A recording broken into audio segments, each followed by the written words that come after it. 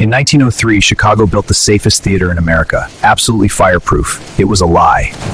When the system glitched, 600 people were deleted in 20 minutes because they couldn't find the exit button. Welcome back to the Silent Archives. Today, we're unboxing the Iroquois Theater fire, opulence, arrogance, and a 100% hardware failure. They were trapped by the very doors that were meant to keep them safe.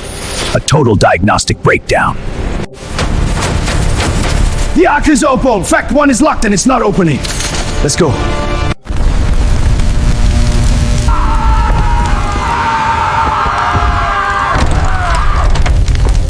The Fireproof brand? The Iroquois Theater opened in November 1903. The owners boasted in every newspaper that it was absolutely fireproof. They had asbestos curtains and steel frames. They sold the user base on complete safety, yet the local fire inspector had noted 25 major security bugs before opening day. The company shipped the product anyway. A classic corporate hotfix mentality. Fireproof? More like fire-resistant-ish. 10-10 for marketing, 0-10 for logic. The blocked exits. To prevent user exploits, meaning people sneaking in for free, the owners locked the main gallery exit doors with heavy iron bascule bars. They also hid the emergency exit signs behind heavy velvet curtains because they ruined the aesthetic. The system was actively blocking the escape route. The user interface was literally deadly, but the decor was fabulous. Blocking the exits, because sneaking in for free is clearly worse than being deleted by the system. Priorities.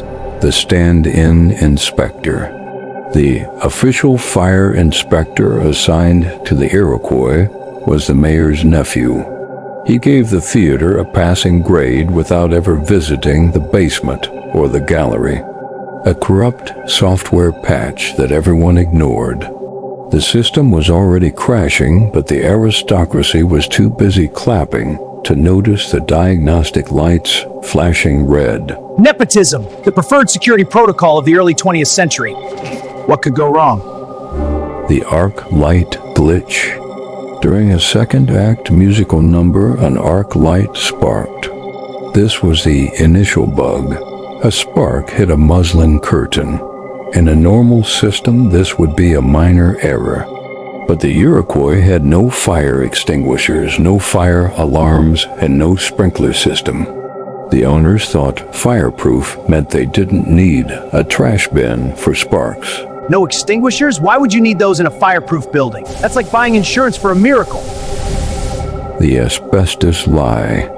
The stage manager tried to lower the asbestos curtain, the ultimate firewall, but the curtain snagged on a light bracket. It stopped halfway down, creating a chimney effect that sucked the fire toward the audience. Worse, forensic tests later showed the curtain wasn't even asbestos. It was mostly wood pulp and fiber. A fake security certificate. A paper curtain disguised as asbestos. The original terms and conditions scam. The ventilation error. Firefighters later realized the roof vents were nailed shut. When the stage door was opened, it created a massive backdraft. Since the smoke couldn't escape through the roof output, it surged through the theater like a pressurized gas. It was a total failure of the environmental cooling system. The user base was trapped in a CPU that was rapidly melting. Vents nailed shut, because fresh air is overrated when you're trying to maintain an aesthetic of suffocation. The gallery trap. The gallery was the low-tier seating area.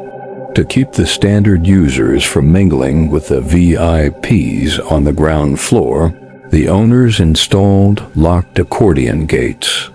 When the fire hit, these gates became a physical firewall that trapped hundreds of families in a cage.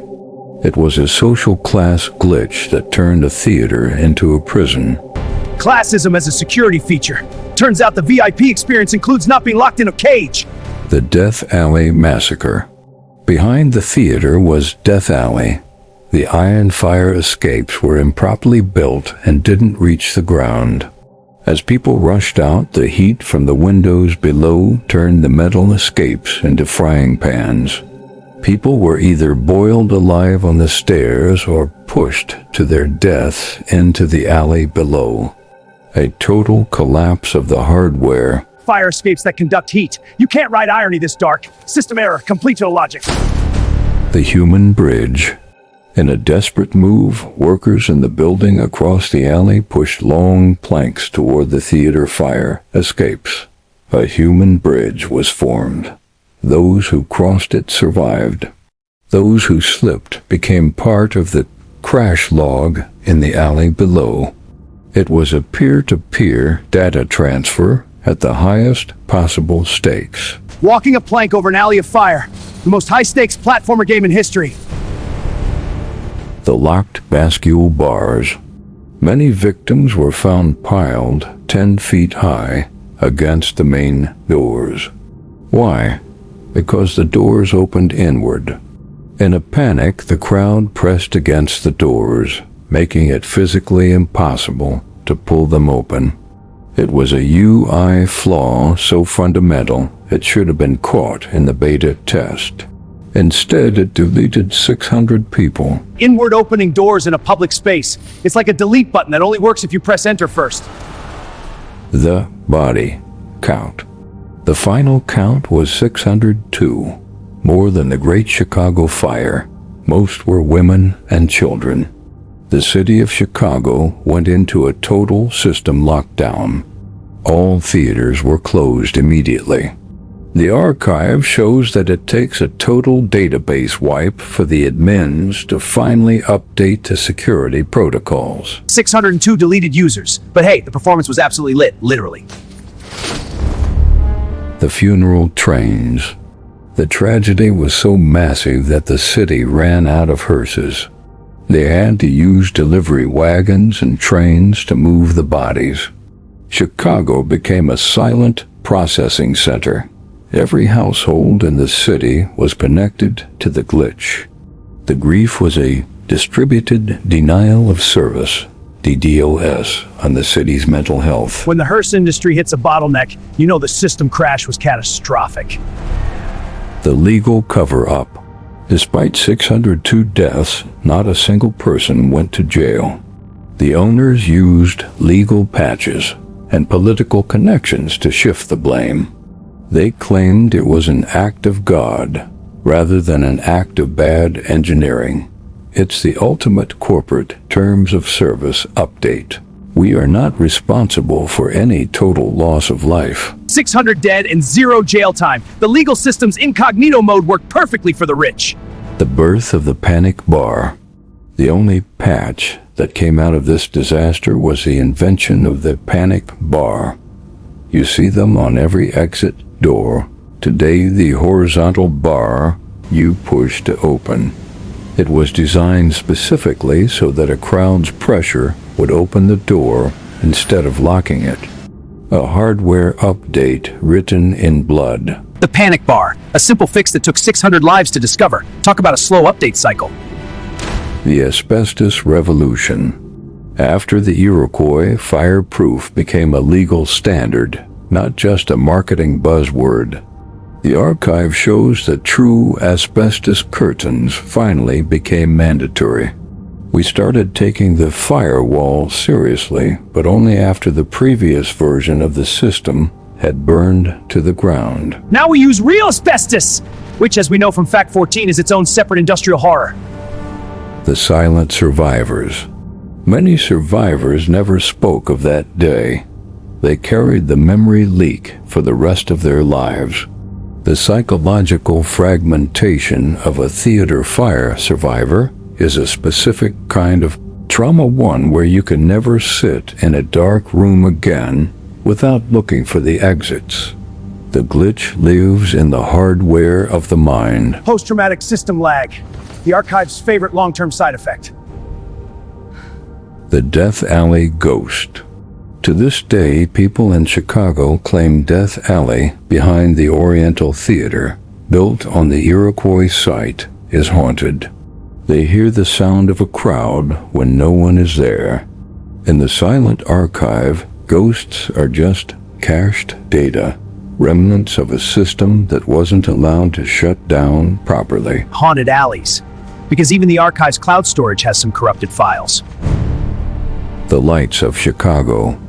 Following the fire, Chicago pioneered the use of battery-powered exit signs. Before this, if the power cut out, you were in total darkness. This battery backup is now standard globally.